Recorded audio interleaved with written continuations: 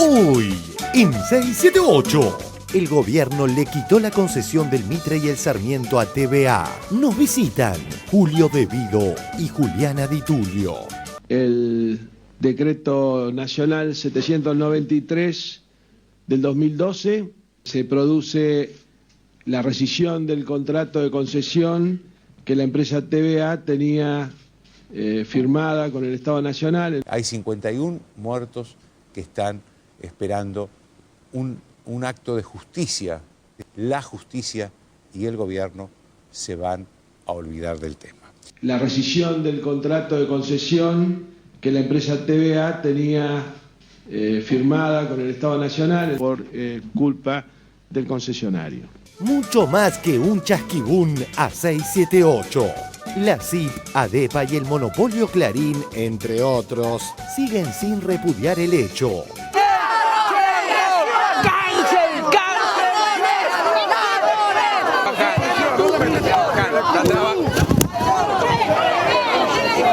El lado mañeto de la vida. Jorge Sirven ahora agredió a Sandra. La Nación por Pablo Sirven. Como 60 minutos, pero risueño. Con similar impronta, 678 se transmite en el mismo canal y hora que el noticiero procesista. El sábado vi una nota de una señora que escribe en Página 12, que vamos a llamar, para no citarla, Sandra Gómez Fuentes. Y me llamó mucho la atención desde dónde argumentaba Sandra Gómez Fuentes. Porque ella citaba un libro de un periodista que hablaba de la Guerra Civil Española. El arte de ser Macri. Acá lo invitan a que vea la parte interior de la intervención, Mauricio, hay una radio ahí funcionando. Nosotros fuimos 6 artistas, pero que contábamos a 350 más. Y lo que hicimos fue poner en la parte de adentro una frase que nos representa a todos los artistas. Este sector que dice, con la ciudad clausurada, no sos bienvenido, la música está en las calles. A un modo como de pedir, por favor, que puedan realmente parar con las clausuras de los espacios culturales. Entonces, bueno, nada, es como un poco como... La cara de Mauricio. Porque si no, la próxima vez no va a ser bienvenido. Bueno, muchas gracias. No, muchas gracias. Están representados todos los artistas que no tienen la posibilidad de pagar el metro. Ahí se va Mauricio, Mauri por atrás. Mauri, esta parada no está chequeada, me parece. Vamos a buscar artistas más pro, por favor. Por una gota de tu voz, en el desierto de mi corazón, por encontrarte una vez más, abro el cielo de par en par, para vivir, respirar y ser feliz, necesario es para mí empaparme de tu voz. Oraré cuando el día llegue al fin y en la luna me verás escribiendo esta canción. Otro día de conmovedoras noticias. 1. Enfrente del lado mañeto de la vida. Lindísima charla entre Vicky Montenegro y Víctor Hugo. La aparición de los restos del padre de Victoria Montenegro en un cementerio de la ciudad de Colonia. ¿Qué quisieras decir respecto de tu papá? Es la primera vez que puedo hablar como hija, desde otro lugar, ¿no? Estoy enamoradísima de mi papá. Mi papá ya no es una nene. Cuando escucha a personas desde otro lugar, ¿no? Que están hartos de la dictadura, que basta, si supieran lo que es un segundo nada más estar en nuestros zapatos, la verdad es que estoy muy orgullosa de mi papá, que lo quiero mucho. Estoy un poco dolida, pero estoy tranquila. Como nunca te llamas Victoria. 2. Un jueves de música cubana. Nos visita la cantante Yusa. Salen cómplices de un auto, dos mujeres a la vez. Se sintoniza 678. ¿Quién será el Burns argentino? Bienvenidos a la serie de conciertos del sábado.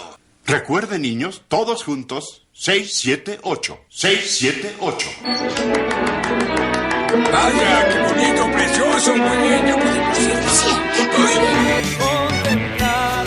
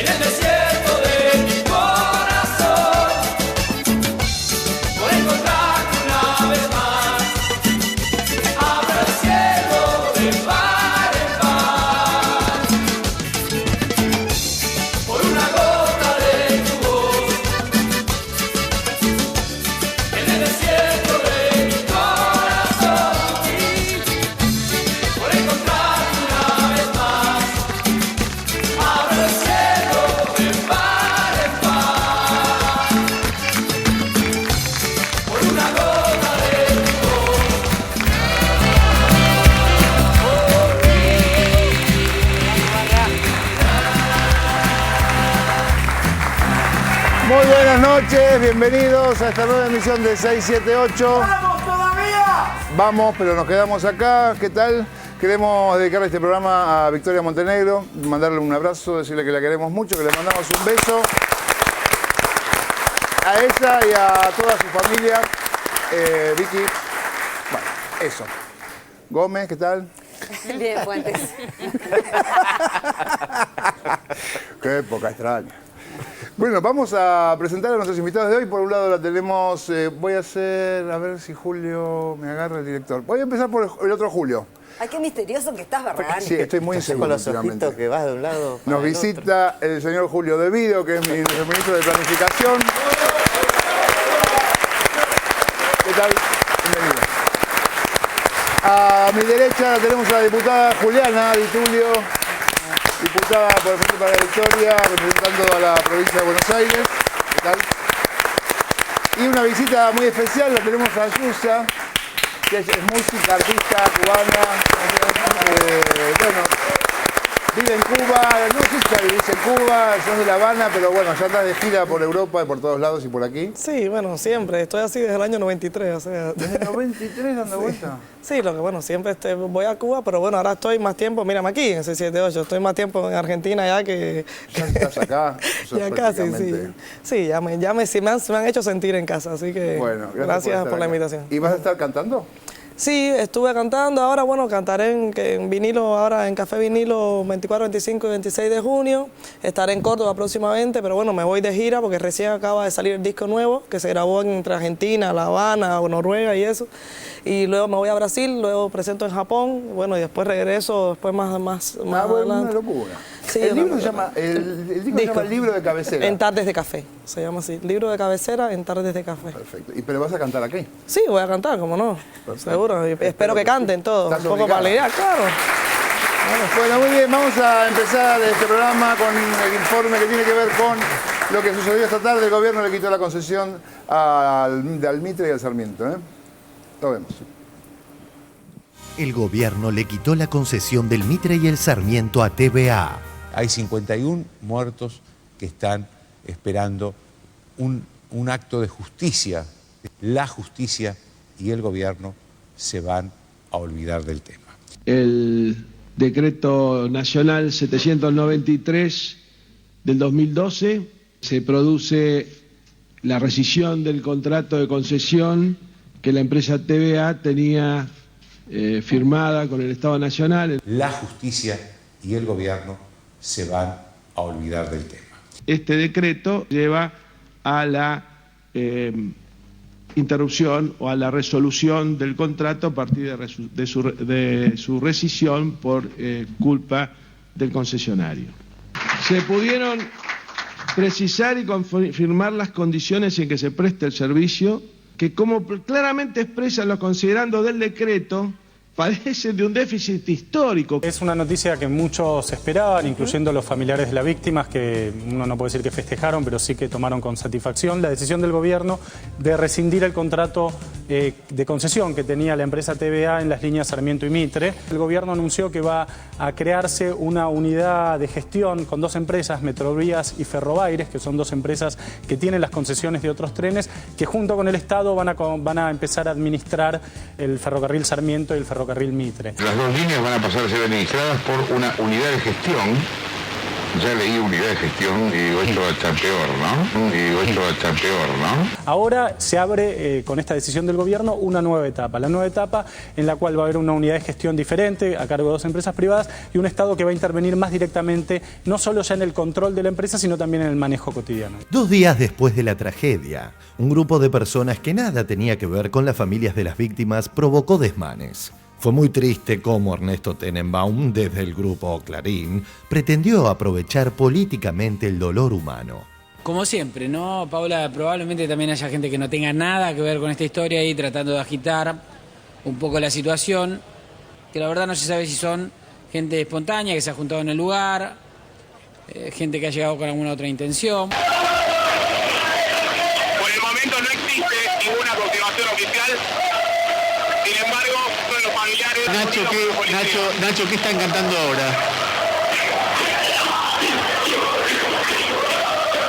Gritan que se basan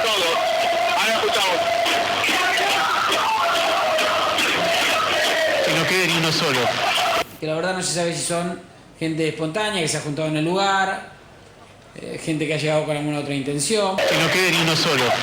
Volviendo a hoy, tras el anuncio del ministro De Vido, el monopolio envió a Adrián Ventura, Mañeto directo, y a Bonelli a seguir politizando la tragedia. Pero lo cierto es que hoy se tomó la decisión política. Usted dice, ¿por qué no ayer? ¿Por qué no mañana? Un dato, la empresa estaba intervenida. Entonces ahora, dentro de la empresa hubo un relevamiento de papeles. Empezaron a ver los papeles y encontraron el fundamento. Encontraron cómo justificar esta decisión política. Que la tenían que haber tomado hace 3 meses, no ahora. O antes de hace 3 meses, es decir, hace años, cuando TVA funcionaba mal. Obviamente, la medida que tendría que ser una medida que se tendría que haber tomado inmediatamente después del accidente. Sin embargo, el imprescindible archivo demuestra que la postura del monopolio respecto de TVA antes era otra. Clarín dice, choque de un tren en 11, 41 muertos, 600 heridos. Lo curioso es que hay pocas notas hablando del tema de la empresa. Fíjate, cuando puse Cirigliano en el buscador de página 12, ¿qué me apareció? No sabemos qué pasó en los últimos 40 metros. Esto, concesiones anuladas, en el ojo de la tormenta, el grupo Cirigliano al frente de TVA. La Nación. El día que Cristina y Cirigliano compartieron un acto, el grupo Cirigliano, también proveedor de decodificadores, Roque Cirigliano dice que el servicio es aceptable. Perfil.com. Hay que hacer la perestroika del kirchnerismo, dice Delía, y ha hablado Cirigliano. Cirigliano, dueño de TVA y su último gran negocio con el gobierno, el Estado en condiciones de revocar la condición. Puse Cirigliano. En Clarín. En Clarín. A ver. ¿Ves? Cirigliano puse acá. Bien. Almeida no pedirá el 225. El Cirigliano, el 5 de River, sobre todo, una nota dice Solana Saciano, la presidenta. La única mención al empresario cirigliano que hace el diario Clarín es Pino la Solana. de Pino Solana. Sigue, la resta, que gana no se toca. El resto de las menciones son todos... Todo de River, Son suplente todos que empuja Ezequiel Almeida. Cirigliano, el número 5 de River. Es una omisión que hace el diario Clarín. Esta decisión política, que la tenían que haber tomado hace 3 meses, o antes de hace 3 meses, es decir, hace años, cuando TVA funcionaba mal. Señor ministro, Federico Sever, de TN, ¿no cree que se actuó demasiado tarde? Los temas en relación a los tiempos se han tomado en función de los distintos hechos e informes que se fueron produciendo, y entendemos que el momento adecuado es este, si no lo hubiéramos tomado en otra oportunidad. La cosa es para mejorar, para seguir elaborando en conjunto nuevas políticas activas para encontrar un mejor desarrollo de los ferrocarriles en el marco de los claros objetivos que la presidenta dio en el discurso del 1 de marzo. Muchísimas gracias.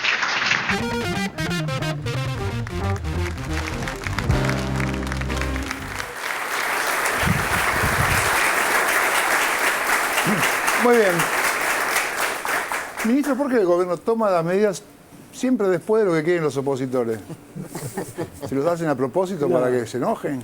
En primer lugar, gracias por invitarme y solidarizarme con Schneider, Martínez y Logucho, con los compañeros que fueron agredidos, que en alguna vez durante la locura de la 2008-2009 de la cuestión de la 125, sufrimos nosotros, nuestra familia, ese tipo de escrache. Sabemos lo que es y realmente nos solidarizamos con ellos.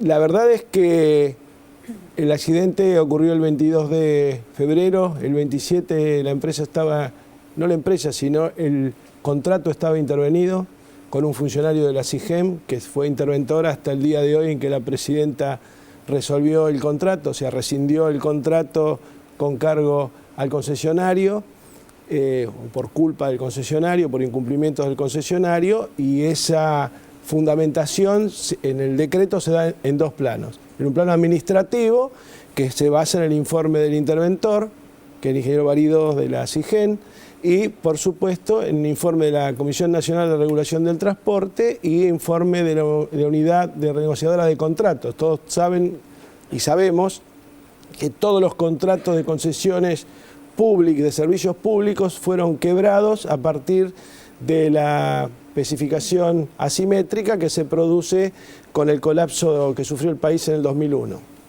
Los ferrocarriles todavía no habían sido renegociados, en primer lugar porque en el 2005 rescindimos la primera concesión, que era ferrocarriles metropolitanos, que explotaban el ferrocarril Roca, el Belgrano Sur y el San Martín, que a pesar de lo que dice la Nata, nosotros podemos demostrar hoy que solamente en equipo rodante el Ferrocarril Belgrano Sur tiene un 60% más de equipo operativo, 32% el Roca y 23-24% más el San Martín. O sea que la unidad de gestión operativa realmente dio resultado como forma institucional.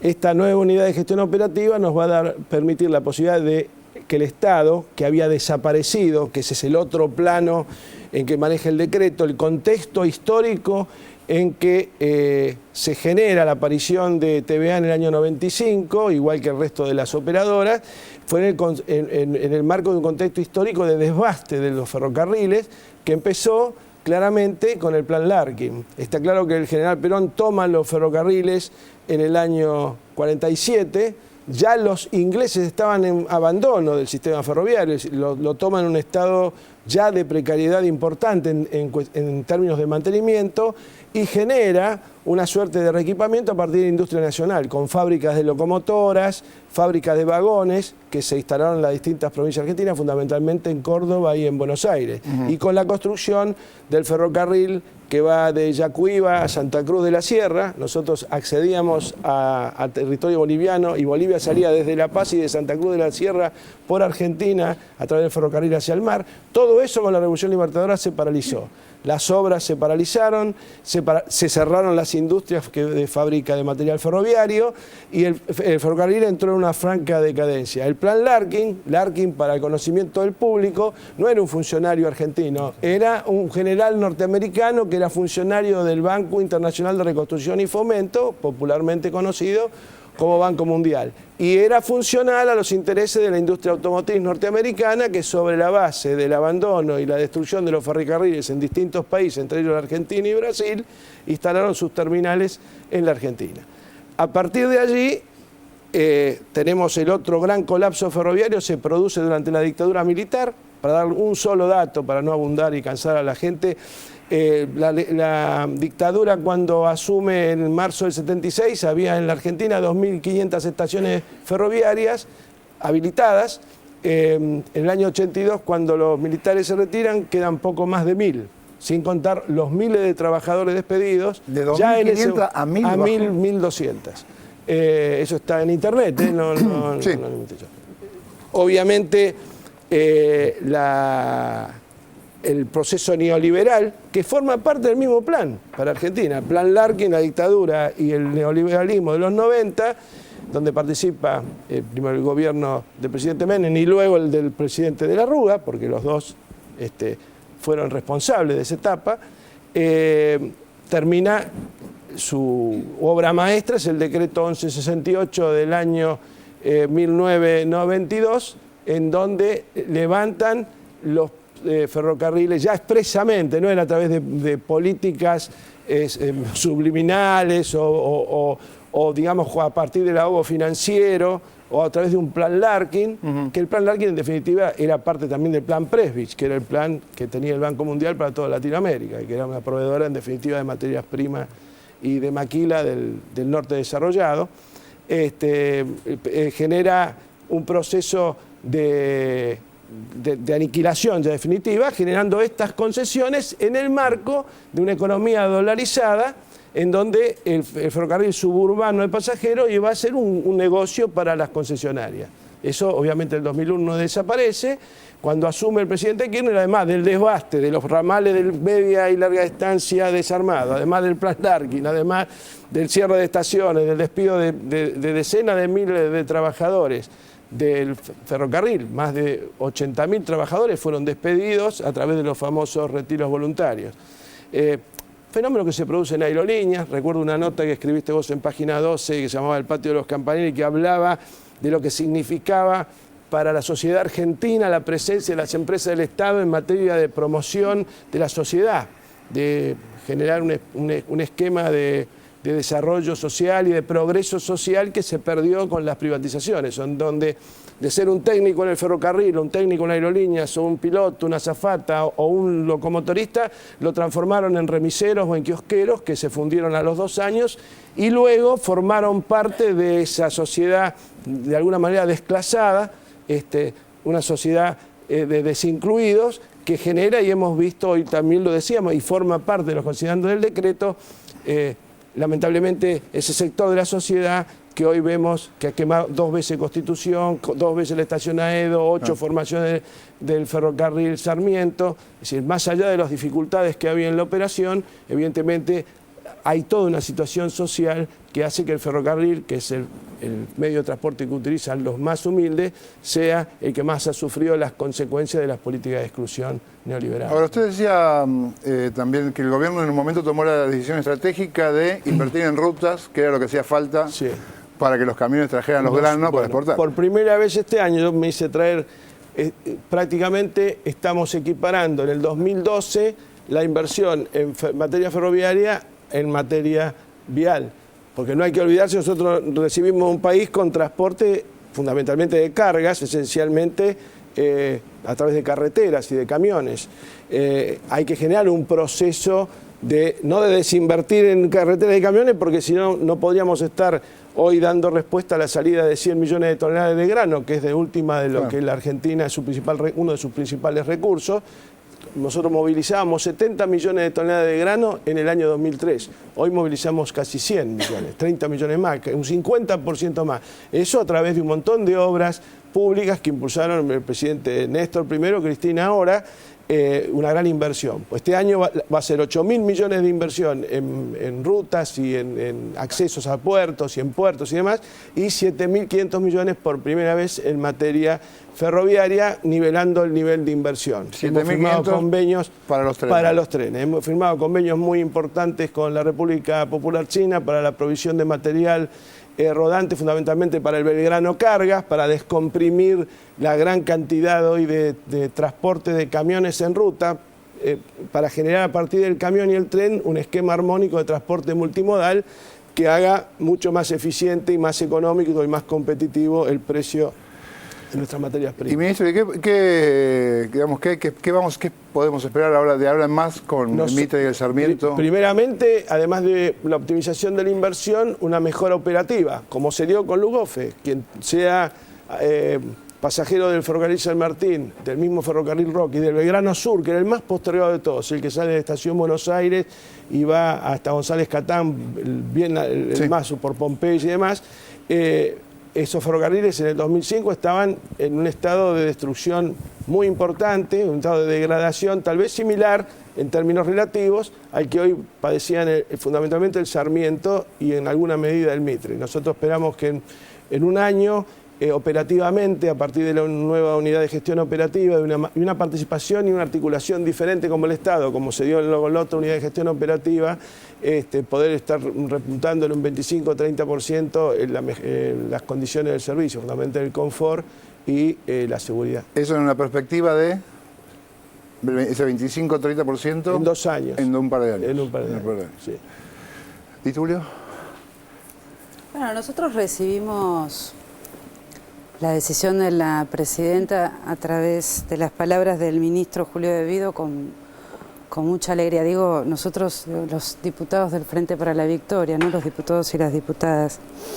Y además recordábamos el compromiso que había asumido la presidenta frente a todo el pueblo argentino pocos días después de la tragedia, en un acto en Rosario, cuando nos dijo a todos que iba a tomar todas las medidas necesarias para, en dos grandes caminos. Uno, para que las víctimas de la tragedia tengan justicia, y le pidió además a la justicia celeridad, y le pidió a la justicia además celeridad en términos de la investigación.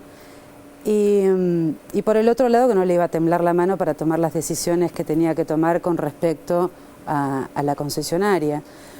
La verdad es que la descripción que hace el ministro es una descripción digamos, que yo comparto en forma particular, pero además creo hablar por todos los compañeros y compañeras del bloque, compartimos.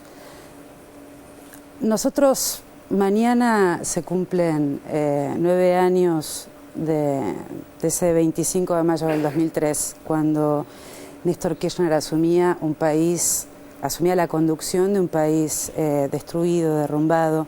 Algunos de los aspectos que el ministro Devido planteó, éramos conscientes, pero cuando nos hicimos cargo de ese gobierno lo tuvimos mucho más claro. Pero Kirchner sintetizaba en ese momento el deseo y los sueños de muchos que lo acompañábamos en ese momento, y hoy lo sintetiza Cristina. Y yo me acordaba hoy, a partir de escuchar las palabras de Julio Devido, yo decía, cuántas cosas que hemos podido hacer estos años, cuántas cosas somos conscientes que nos faltan, pero cuántas cosas hemos podido recuperar y cuántos sueños, esos sueños colectivos que el 25 de mayo sintetizaba Néstor Kirchner y que hoy sintetiza Cristina, hemos podido ir realizando. Y sin duda alguna uno de esos sueños, más allá de que yo puedo nombrar muchos, ¿no? Hace muy poco recuperamos el 51% de las acciones por parte del Estado de YPF, tenemos una nueva línea de bandera, aerolínea de bandera, recuperamos las AFJP para los trabajadores, en términos de derechos humanos hemos hecho todo. Hoy escuchaba a Victoria Montenegro con Víctor Hugo y la verdad es que era una emoción enorme, ¿no? Y todos esos sueños colectivos que se fueron sintetizando y que se pudieron lograr. Sin lugar a dudas, uno de esos sueños era y es y seguirá siendo que el ferrocarril argentino, y yo hablo particularmente, soy bonaerense, soy del oeste, del conurbano bonaerense, mis hijos toman el tren Sarmiento. Parte de ese sueño también era un tren que nos pudiera llegar a horario, que nos pueda llevar a destino a horario, que sea seguro y que sea digno para todos los que usamos en forma directa o indirecta el Sarmiento, que tiene mucho que ver con nosotros. Pero en cada pueblo también pasa un tren y hay una vía. Y ese sueño se va haciendo cada vez más posible y cada vez más realidad, con lo cual cuando yo hoy escuchaba al ministro Devido realmente sentía que íbamos nuevamente logrando esos sueños que empezamos ese 25 de mayo del 2003 y que mañana se van a cumplir 9 años. Así que le agradezco al ministro y por supuesto a la presidenta. Yo sé que el ministro es la voz de la decisión de la presidenta, pero fue muy importante y además creo, no me quiero olvidar de las víctimas de 11. Y la verdad es que creo que es cierto que no puede haber una gran alegría, pero que es un gran alivio. Todos los que conocemos ese tren sabemos de qué estamos hablando. ¿Cintia? Sí, muchas preguntas que se nos ocurren sobre este tema. Yo estaba pensando, ministro, en el reproche al grupo Sirigliano.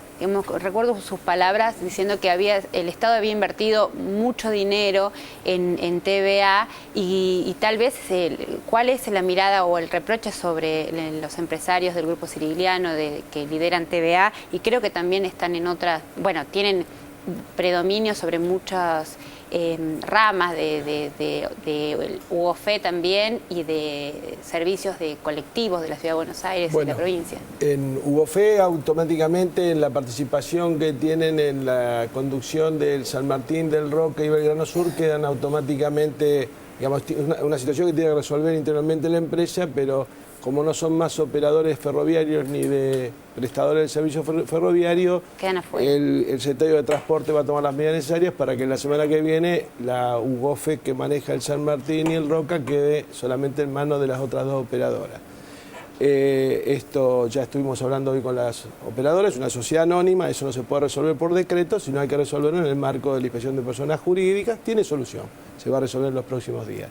Luego ellos tienen concesiones de transporte de pasajeros en colectivos, que tiene un sistema totalmente distinto. Ustedes saben que el transporte es privado, tiene una regulación estatal y también de cada uno de los municipios donde circulan los colectivos.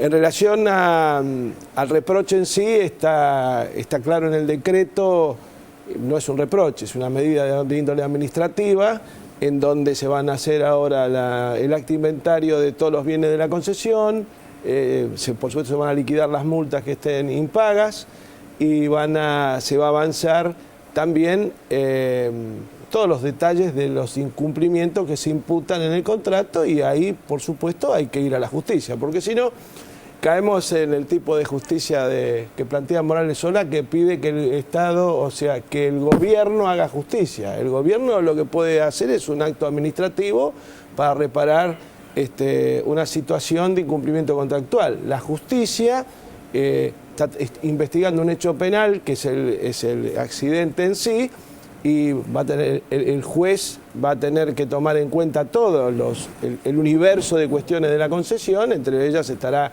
obviamente, será tenida en cuenta esta propia rescisión y las causales de rescisión, y eso es impartir y administrar justicia. Lo que quiere Morales Solá es ajusticiar, quiere que se aplique la justicia de cuando se cerraron las 1000 y pico de estaciones. Y por suerte en Argentina hay otro tipo de justicia. El Estado Nacional, a través del decreto presidencial, se expresa administrativamente para sancionar a una empresa por incumplimiento de un contrato, rescindiéndoselo, y por supuesto después irán a la justicia, más que para reprochar, para reclamar por lo que le corresponde, por los intereses afectados. Y paralelamente el juez tomará antecedentes, informes, el informe del interventor, el informe de la CNRT, el informe de la UNIREM, más el instrumento administrativo así, el decreto, a los efectos de impartir justicia en el caso del accidente, que es un hecho penal. Como yo decía hoy a la mañana, los parientes de las víctimas lo que buscan es justicia, y la justicia la tiene que impartir el Poder Judicial. Nosotros estamos para resolver una cuestión administrativa, que es lo que nos pidió la presidenta, que resolvamos la cuestión del contrato. Para eso hubo que hacer un informe, hubo que redondear otros informes que estaban todos en cabeza de los organismos reguladores y demás. Se articuló un instrumento administrativo en un marco de un país que funciona institucionalmente, no en el país que quiere Morales Solá, el país donde desapareció el papá de Montenegro, ¿no? Ahora, ministro, digamos, esta situación más es transicional, digamos, estas dos operadoras van a trabajar ¿hasta cuándo? Desde el 2005 venimos trabajando en el San Martín, en el Roque y en el Verano Sur, y ha funcionado. Sí, pero... por ahora, sí. Del 2005 hasta ahora se crearon las dos empresas ferroviarias del Estado Nacional, que irán, en la medida que vayamos capacitando cuadros técnicos, que se rehabilite la carrera que está inclusive incorporado en el decreto, uno de los que hizo la dictadura, no. En los 90 se cerró la carrera de ingeniería ferroviaria. El Estado fue vaciado. Hay que reponer al Estado de alguna manera como operador, y puede estar asociado al capital privado. De hecho, en YPF el Estado va a recuperar el 51%, pero va a trabajar asociado con el capital privado, como trabaja Petrobras o tantas otras empresas. PDVSA es 100% del Estado venezolano, pero tiene yacimientos con enorme cantidad de empresas privadas. Con otras tiene conflicto y con otras no. Pero en ARSA tiene convenios con Petrobras, con la empresa india, en fin. La idea no es generar un proceso de estatización, pero sí un proceso de revalorización de la actividad ferroviaria, a partir de invertir en infraestructura y fundamentalmente capacitar. Los técnicos más jóvenes que quedan en materia ferroviaria masivamente tienen mi edad. Y necesitamos técnicos de 30, 40, 50, recuperar las escuelas industriales. La semana que viene me voy a reunir con el ministro Silioni, que en realidad es una idea del ministro Silioni, con todos los decanos de ingeniería de todas las facultades de la Argentina, para trabajar no solamente en el tema ferroviario, en el tema de comunicaciones, en el tema de minería, en el tema de transporte, en el tema de la propia infraestructura de obras públicas en particular, porque ha habido un vaciamiento de las carreras de ingeniería, de lo que la presidenta llama ciencias duras. Entonces no se puede operar cuando no hay falta personal, cuando falta capacitación. La UOFE funcionó en el San Martín, Belgrano Sur y en el Roca, tiene resultados aceptables. ahora la inversión va a ser mayor, con lo cual esos resultados, esa performance tiene que subir y apostamos a eso. Bien, vamos a cambiar de tema, nos vamos a la agresión a las 678 y los que todavía no repudian. Lo vemos. Mucho más que un chasquibuna 678. 1000 casos de distinta vara. La CIP, ADEPA y el monopolio Clarín, entre otros, siguen sin repudiar el hecho. Mientras las pancartas del coro mañetista habitan el país virtual. En el país real, agredieron a la muchachada de 678. El hecho ocurrió en una marcha convocada por el macrismo con apoyo del monopolio Clarín y sus afines, a la que asistieron apenas poco más de 2 centenares de personas. Dicha convocatoria surgió a partir de la inminencia del llamado a juicio oral al procesado jefe de gobierno. No tienen vergüenza, ya les queda poco. Atorrante, hijo de puta, se burlan de todo el mundo. ¿Cuánto les pagan a vos? Está muy enojada, me golpeó el brazo, ¿qué le pasa? Enojada. Estoy enojada porque, ¿sabes qué? ¿Cuánto te pagan a vos para hundir al país como lo están hundiendo? Para hundir al país. ¿Vos sí? Yo soy un trabajador. No, ¿qué trabajador de qué? Trabajador de prensa. No, no sos trabajador de prensa. Vos sos un aplaudidor de todo lo que dice la señora viuda, eso sos. ¿Por qué está aquí en la puerta del Palacio de Tribunales? Estoy acá pidiendo justicia para los Joclenter, para la vieja de la Plaza de Mayo. ¿Las viejas de Plaza de Mayo? La vieja de Plaza de Mayo, sí, la Bonafini, que robó, y la viuda que tenemos de presidenta. Cuidado con la bandera, le pido. Hija de un colectivero y es multimillonaria. A Cristina Kirchner, que devuelva todo, es una ladrona y es una asesina. ¿Asesina? Sí, asesina. Que se haga cargo porque va a ir presa. La queremos todos presa. La quiero abajo porque es de lo peor que hemos tenido. Pero la queremos abajo, nadie la quiere, es una ladrona. Ganó con el 54% de los votos hace pocos meses. Robando como roba todos los días. Se va a acabar, se va a acabar la dictadura. La dictadura de los K. La dictadura de los K. Es así porque no hay diálogo. Mentirosos, corruptos. No pegues. Todo. Cristina, todos unos hijos de puta. Ladrones. Pero no pegue, señor. ¿Qué? Micrófono, boludo. Tranquilo. ¿Qué pregunta? Bueno, te digo, váyanse al carajo. Que se vayan, Cristina y todo. ¿Por qué tan violento? ¿Por qué la agresión? Violento, estoy harto. Me acaba de pegar, señor. ¿Qué se trata este reclamo? Es un reclamo para que tu gobierno no apriete más jueces. ¿Mi gobierno? Sí, tu gobierno. El que paga tu programa no apriete más jueces, para eso. Para llegar el mensaje de que no queremos una sociedad de impunes y corruptos como el que auspicia tu gobierno. Está muy enojado, diputado. Estoy muy feliz de tanta gente buena que hay. Los enojados van a ser ustedes cuando se acabe esta fiesta. 678, 678, 678. Son unos vendidos ustedes, sí, son unos vendidos. Bájense de acá. No tenemos miedo, no tenemos miedo. ¡Chorro! Estoy muy feliz de tanta gente buena que hay. ¡Chorro! ¡Chorro! ¡Cárcel!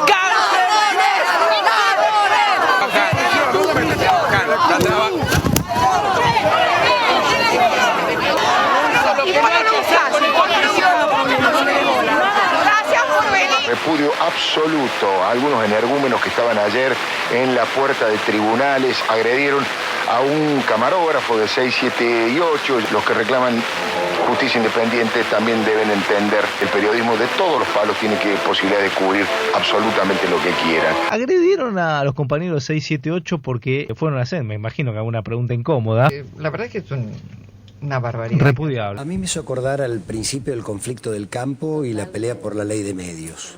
Porque en realidad ellos generan la agenda, digo, lo empezaron con esto de queremos preguntar, generan la agenda y convocan a la agresión.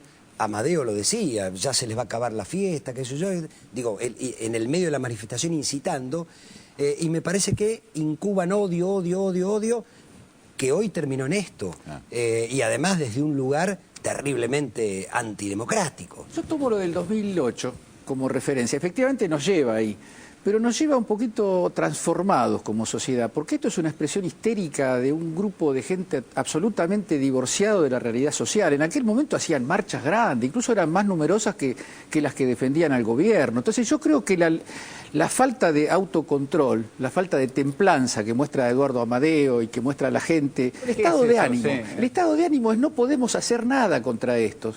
Ayer Magdalena, el equipo de 678 que fue a cubrir el abrazo del PRO a los tribunales, hubo una agresión a este equipo y que merece todo nuestro repudio. Nosotros mantenemos la conducta de defender, ¿no es cierto?, la libertad de cada uno. Hay mucha intolerancia, ¿no? Merece todo nuestro repudio y también, ¿no es cierto?, señala una vez más qué lamentable y qué consecuencias trae el ensañamiento, ¿no es cierto? Volvemos a la pregunta que le hacíamos a la presidenta de la Nación el otro día en el programa de La Nata. ¿Por qué pensar distinto te convierte en un enemigo? Magdalena se solidariza, pero finalmente lo que acaba diciendo es que esto es parte del clima de violencia que genera el propio gobierno. Lo que hace Magdalena es como repudiar la violencia de género y decir, bueno, pero también justo le cambió el partido para poner utilísima.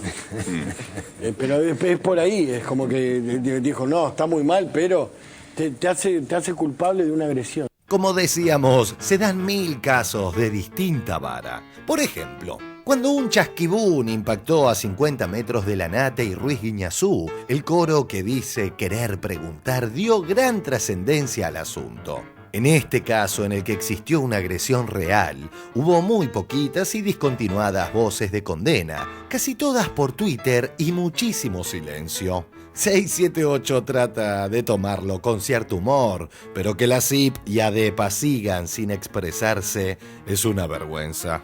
En los últimos días mucho se debate sobre compromiso, neutralidad y el lado mañeto de la vida, al que tras esta marcha en favor de la impunidad de Macri, cada vez menos quieren pertenecer. Queremos preguntar, queremos preguntar.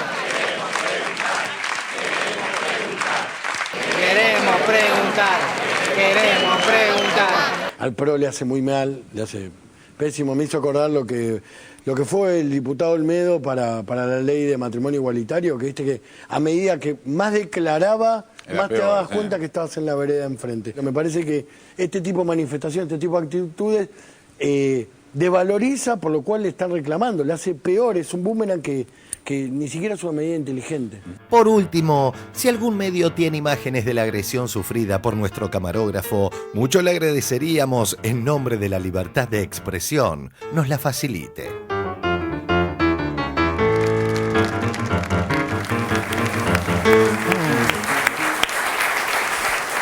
Bien. ¿Juliana? Bueno, primero me solidarizo, por supuesto, con los trabajadores de este canal y de este programa 678 por la agresión sufrida en la manifestación del otro día. A mí no me llama la atención que la CIP y ADEPA no se hayan expresado públicamente. La verdad es que no me llama la atención. Cuando no se trata de defender los intereses del Grupo Clarín, no creo que tengan ninguna... Si la tienen, sería un milagro, digamos, cosa en la que no creo. Pero no me llama la atención que no hayan tenido ninguna expresión de repudio. Pues no son verdaderos defensores ni de la libertad de expresión, ni tampoco, no son fundamentalmente defensores de la libertad de expresión, son defensores de los intereses de los grupos más grandes de comunicación en toda Latinoamérica. Por el otro lado, yo no veo diferencia en la agresión, ni en la agresión física al camarógrafo, ni en la agresión verbal hacia la presidenta, entre los manifestantes y el diputado Amadeo. Tienen el mismo nivel de agresión, digamos, con lo cual se expresan todos juntos. La verdad es que nosotros creo que... Yo me acordaba cuando veía el informe, me acordaba hace un par de años atrás, en el año 2010, vinieron todos juntos, ¿no? Todos periodistas del Grupo Clarín y algunos otros más, como por ejemplo Majul y algunos de perfil, a denunciar a la Comisión de Libertad de Expresión que conducía Silvana Giudice, que es una exdiputada de la UCR, a denunciar que tenían miedo, que se sentían amenazados, y Morales Solá dijo, en este país va a haber un muerto, va a haber un periodista muerto. Si el gobierno así lo decide, sí, dijo. Sí, sí. Y las agresiones son siempre, obviamente, para los que no trabajan en el Grupo Clarín, para los que no trabajan en el Grupo Perfil, para los que no trabajan con Luis Majul o Luis Majul, digamos. La verdad es que nosotros vamos a seguir trabajando para todos los argentinos y las argentinas, para los que nos agreden y no nos agreden también, para Amadeo. No es el gobierno del camarógrafo, sino que es el gobierno de los hasta los que no nos votaron, digamos. Así que vamos a seguir trabajando en esta dirección, incluso hasta los que nos agreden y a pesar de las agresiones. Así que no, y yo lo lamento mucho que hayan pasado ese tan mal momento. Yo paso un mal momento si veo el informe, digamos, me parece, me suena, no me gusta, la verdad es que es muy desagradable, es muy desagradable. Son expresiones muy desagradables y creo que ese camarógrafo debe haber vivido una situación muy desagradable. ¿Alguna vez insultó a alguien diciéndole hijo de colectivero? Eso no es raro. No se me ocurriría. Además me parece que ennoblece el ser hijo de un trabajador, ¿no es cierto? Creo que, y además vivir en un país que después de ser hijo de un colectivero, como dijo esta persona, pueda ser presidente, en función también de un partido político, de una idea política y de convicciones. Y después de muchas luchas y muchas peleas que costaron muchas vidas, además. Creo que me parece que es una expresión de lo más, de una enorme miserabilidad, ampararse en la turba, ¿no es cierto?, para poder agredir a un trabajador. Creo que también lo vi a Amadeo, porque yo hago política, todos de alguna manera lo hacemos, pero con Juliana de alguna manera estamos más directamente involucrados en la actividad política. Y a los 5 minutos que estuvo ahí, le hizo una nota a un periodista en un piso o en un lugar que estaba separado y cambió absolutamente y se solidarizó con el agredido cuando él fue uno de los agresores. Entonces hay mucho nivel de hipocresía. La verdad que me da una actitud, me surge de desprecio mayor por Amadeo, porque teóricamente es un hombre de la actividad política y que debiera entender que no podía estar ahí, no debía estar ahí, que el resto de los demás, que me parecen gente muy miserable, muy pobre de espíritu realmente. La verdad que dan ganas de solidarizarse con ellos también, ¿no? Como gente con una vida muy amarga. Sí, dale el mismo asco, vamos a hablar el sentimiento, esa expresión, esa forma de proceder más que nada, a mí por lo menos me da asco. Yusa, ¿tenés alguna idea sobre estas cosas que están pasando acá en Argentina? Bueno, las agresiones son tremendas, eso. Realmente yo no puedo hablar sobre el tema porque hablaría superficialmente de algo de un país del cual yo no soy, ¿no? Y justamente los problemas de Argentina solo se pueden hacer arreglados por los argentinos, ¿no? Y justamente partiendo de esa base, ¿no? Yo, si fuera Argentina, ¿no? En el caso de si fuera Argentina, me preocuparía más por el aporte de cada uno, porque las opiniones de todos importan, porque todos somos del mismo lugar, pertenecemos al mismo lugar, y las opiniones unas a favor o en contra importan, porque no tenemos que opinar igual. Eso es un absurdo porque nadie opina igual. Si decidimos cómo hacer una vereda aquí afuera, todos vamos a opinar con una manera diferente de cómo hacer esa vereda. Justamente lo que debemos, lo único que yo pienso es que se debe tratar a la gente con respeto, ¿entiendes? Sea lo que sea y piensen como piensen, se debe tratar a la gente con respeto, porque la base de toda discusión debe estar en la educación.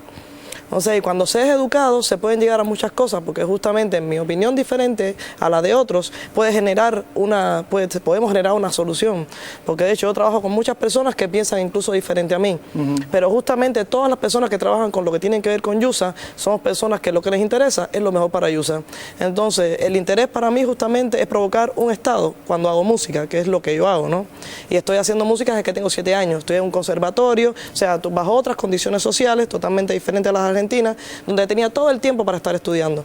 O sea, lo cual me da mucho tiempo para pensar en muchas cosas y para volar mi cabeza, ¿no? Y justamente me doy cuenta que cuando estoy haciendo arte, hay muchas cosas que dependen de mí y otras que no dependen de mí. Pero en las que yo no dependo, yo también busco a las personas que saben más que yo para hacer eso. Y justamente yo puedo opinar sobre eso, justamente porque no puedo no estar de acuerdo, de hecho. Pero justamente eso hace que después, cuando hay un concierto, que termine ese concierto y hay un resultado que el público a algunos le puede gustar, a otros puede no gustarle, pueden salir, unos pueden proponerlo a otros y otros pueden decir, no te metas en ese rollo, ¿no?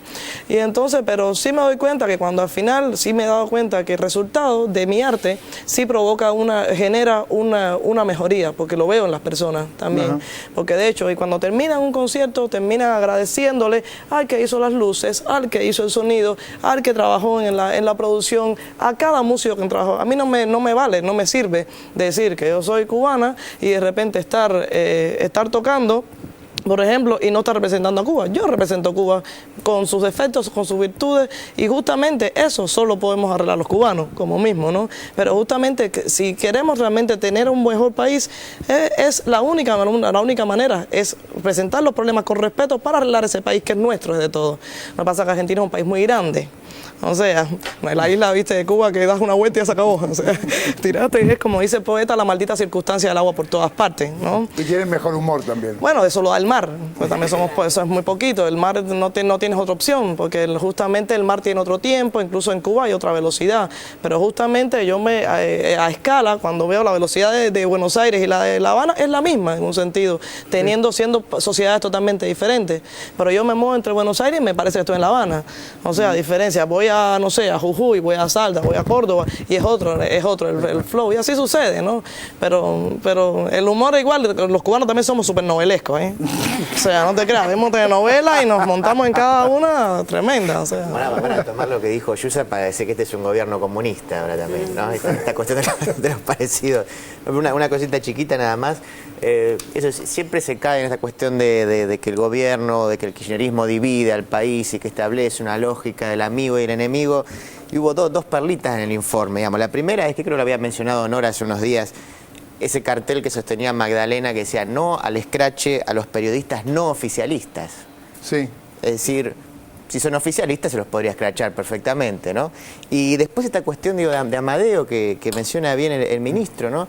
Esta cuestión este es tu gobierno. O sea, decir a alguien que este es tu gobierno marca claramente una divisoria, evidentemente, por la cual él se considera ciudadano de otro país o bajo otro gobierno o bajo otra ley. No sé, digo, es paradójico que esto... No te reconozco. Claro, exacto, ¿no? Por eso digo... No reconozco ni tu legitimidad, ni el pueblo que te votó. No te reconozco.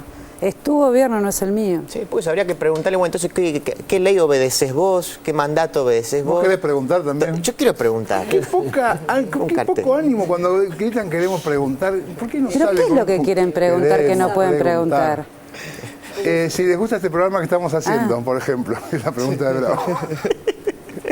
Sandra. A mí me llama la atención el tipo de impugnación que nos hacen desde hace 3 años, ¿no? Y esto es vendidos, que era lo que se escuchaba ahí, ¿no? Incluso el camarógrafo le decía, estoy trabajando, y decía, no, vos que vas a estar trabajando, ¿no? Y me llama la atención porque ha pasado tiempo y creo que es más que obvio que nosotros creemos en este proyecto político. Creo que es más que evidente. Lo escribimos, lo decimos, lo sostenemos todo el tiempo, con orgullo, además, porque me parece que eso de ninguna manera puede impugnar a alguien que trabaja en medios y finalmente termina siendo mucho peor estar defendiendo otros modelos y otros proyectos desde esa presunta neutralidad profesional. Y además el tema de que nos impugnen presuntamente por vendidos es absolutamente, uno lo puede linkear directamente con cómo impugnaban. Ahora ya no pueden porque hay mucha militancia y es obvio que los jóvenes están están militando. Pero hasta hace unos años esto era homologable perfectamente a cualquiera que fuera a apoyar en un acto a la presidenta. Iba por el chori y por la coca. Ese argumento se ha ido diluyendo porque en la realidad no tiene ya más sustento. Pero por otro lado también adhiero a lo que decían sobre Amadeo, sobre Patricia Bullrich. No alcanza con pedir disculpas después que le pegaron una trompada a alguien cuando vos estuviste instigando, porque son instigadores ideológicos. Y no solo ellos, también algunos colegas que hablan de que quieren preguntar y que dicen que por qué pensar distinto nos convierte en enemigos. Bueno, nosotros pensamos de esta manera. Es hora de que nos empiecen a respetar. Sí. La turba, como la hemos llamado correctamente, no fue autoconvocada, fue convocada por un partido político. A mí la verdad que la CIP y todos esos sellos no me importan, pero el máximo dirigente del PRO, Mauricio Macri, debería decir si en la práctica del PRO está inscrito ese tipo de agresiones, porque si no, no me queda claro. El silencio me crea muchas incertidumbres. Te veo. Vamos a hacer un corte y ya volvemos con 678.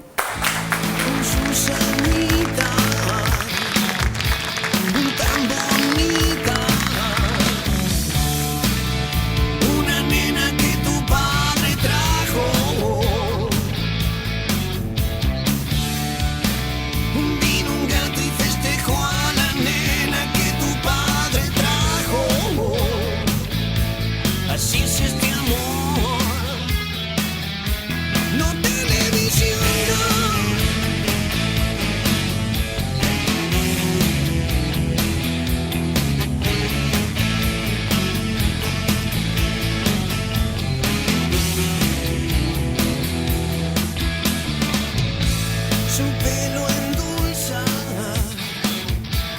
su